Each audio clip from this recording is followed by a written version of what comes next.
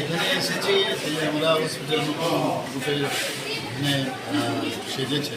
এখানে ব্লাড ব্যাংকের আজকে ভালো লাগছে যে ব্লাড ব্যাংকের এখানে নতুনভাবে এখানে প্রধানী হল সে উদ্বোধন করেছে এবং বিভিন্ন বিষয়গুলো আমার সামনে ওনারা এখানে যেসব সমস্যাগুলো আছে সেই বিষয়গুলো আমার সামনে রাখছেন।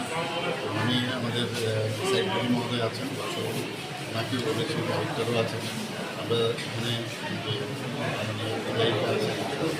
পাশাপাশি বিধায়ক আছেন, সবাই মিলে দেখছি কীভাবে হসপিটালকে আরও ডেভেলপ করা যায়। আমাদের অনেকগুলো রাজ্য সরকারের তরফ থেকে তো আমরা চাইছি সমস্ত সাব সেন্টার থেকে শুরু করে সমস্ত হসপিটালগুলো যেভাবেই হোক মানুষের জন্য সেবা আমরা দিতে পারি, পরিষেবা দিতে পারি সেই ব্যবস্থা।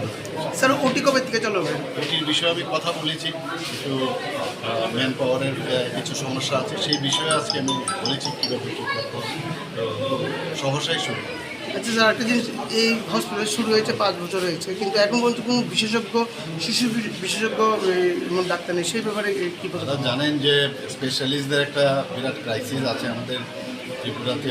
অনেকদিন বাদে মেডিকেল কলেজ দুটো হয়েছে, স্পেশালাইজেশনের যে সংখ্যা বেরোয় সেইভাবে কিন্তু ডিমান্ড আর সাপ্লাইয়ের মধ্যে একটা বিরাট ফারাক আছে।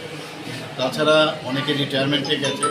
এই বিষয়গুলো আমি, আপনারা সবাই জানেন যে আমি নিজেও ডাক্তার, অত লঘুও ডাক্তার, আমরা সবাই মিলে চেষ্টা করছি যাতে এই বিষয়গুলো